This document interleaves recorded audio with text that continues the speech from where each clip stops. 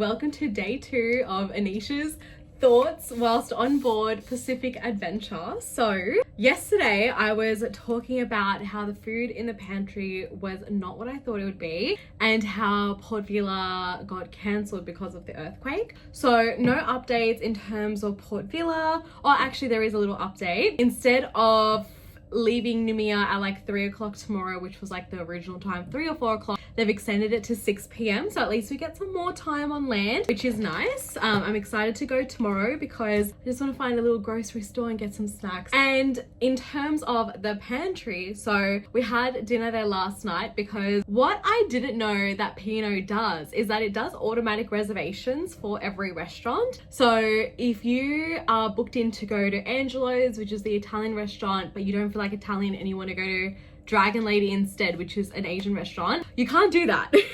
You cannot chop and change your reservations. You cannot go to whatever restaurant you feel like. You have to follow the rules and you have to follow what reservation they've set out for you. So it's all done automatically, and every day at 7:45 we have a different reservation for every restaurant. Last night we actually did not feel like eating Italian, so we tried to go to the waterfront restaurant, which is just like modern Australian cuisine, but they were like, nope, your reservation's at Angelo's, we can't change that. So they don't have any tables reserved for wait list people. Like, you know, if you go there and you're like, oh, do you have a table at like 8 o'clock, can I wait for it? They don't have any tables for walk-ins or anything like that.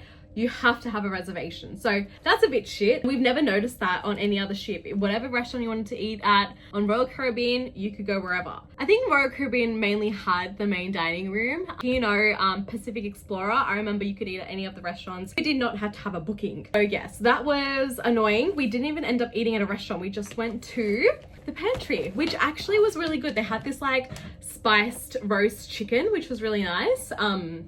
And yeah, I don't know, the variety is not that great in the pantry, but sometimes they're pretty good. So they're kind of like hit or miss. I would say like 30 to 40% of the food is yummy and then the rest is kind of shit or like repetitive. I've noticed the same menu items like again and again for lunch and dinner. Like they'll have like a Cajun chicken for lunch and then they'll have like a spiced turkey for dinner, but it's like the exact same thing. It's just a different name. So yeah, so it's all right. It's not that bad, but you know, it is what it is. But so yesterday we had a lot more entertainment on board. So last night they had the normal show. So it was this guy who was singing old tunes and he was in the theater. I think his name was Grant Galea. He had a pretty good voice. Long before I knew someone more like you. When you walk in a dream, but you know you're not dreaming, and then after that they had an adults only comedy club that was with I think a guy called Johnny Katz. He was really funny. I'll insert a clip here. Everybody knows where New Caledonia is. Can you please come to the bridge? Because we have a very shit internet. Because we can only afford the social plan. Obviously I didn't capture the whole joke. But yeah, he was pretty good. He was from Melbourne and he had some relatable jokes, so that was nice. And then after that, from around like 10 o'clock, they have karaoke in the Adventure Hotel. So that's always a vibe. Literally everyone is at the Adventure Hotel. There's always something happening there. There's always people there. Sometimes it's easy to get a seat, but most times it is quite packed out. We were just like standing on the outside and like they had these like seats in the main corridor that you can still listen to everything, so we sat there. So yeah, one main positive about this ship is that the entertainment is really good. They have something on all throughout the day, whether it be like trivia or like guess that song or like bingo and like all the activities that are outside. They have the water slide happening from like 10 a.m. till like 6. So there's always like something to do. There's always a movie playing on the big screen right outside the pool as well. And then they usually have like a movie or two at nighttime in the Black Circus, which is where the comedy show was. So yeah, there's always like, you know, something to look forward to, which is really nice.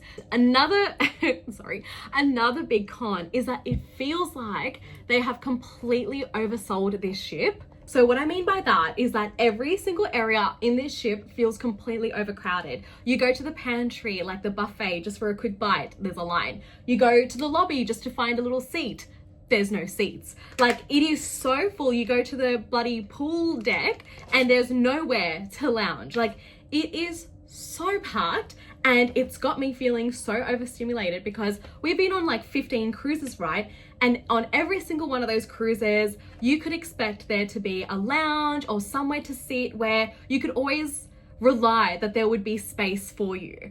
But on this ship, it's like we go somewhere and I'm like, fuck, what if we don't find a seat? Or like, what if there's like nowhere to even stand? Like, it's crazy busy. And I genuinely believe what they did is like just really oversell all of the quad rooms, because this is a twin room, right? I don't think this one can be converted into a quad room. Basically, with a quad room, if it's like an interior or like just the window one, what they have are like these beds that come from the ceiling, so it turns into like a bunk bed sort of situation. And yeah, you can fit 4 people in there. I wouldn't say easily, but it can be done, and it's quite a squishy sort of room. We've been on one on like our first cruise because we didn't know what it would be like. But yeah, it's really squishy. But the thing is, it's so much cheaper to do that because this specific cruise for a quad room was only like $900. It was definitely less than $1,000. So it'd be like, you know, very like affordable if you wanted to do that. If you wanted a twin room, we paid like $1,500 to $1,600. So definitely a big price jump if you just want the 2 capacity room. Yeah, it's insane. It genuinely feels like most people have a quad room and there's like just so many people on board. It is insane. Like, I have never had to queue for so many things in my life, and I hate queues. I hate waiting. I have no patience for waiting. Like, I can't. And for me, having to wait, I'm just like, I can't be bloody arsed. Like, it's too much, and it genuinely feels like they've really oversold this whole cruise.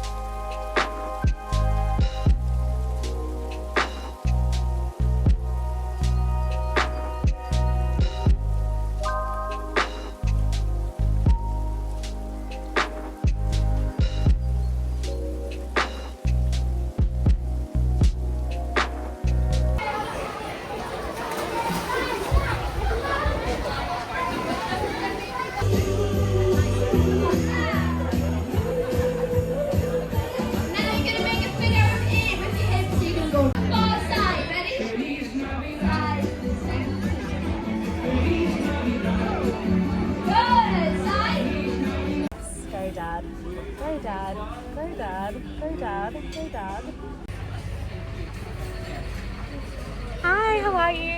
My dad got some Indian food and I got some lamb patties, yogurt, roasted potato and some cauliflower. Can you see this? Can you see it? Yeah.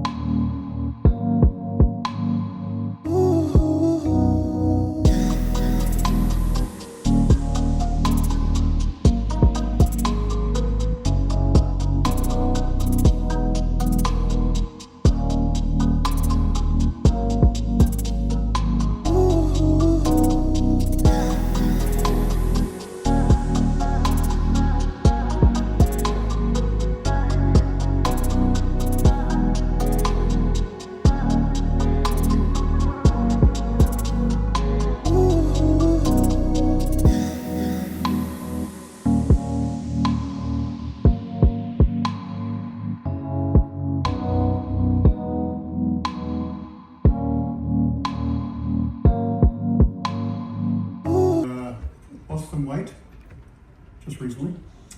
But I put on some weight when I was in my 50s.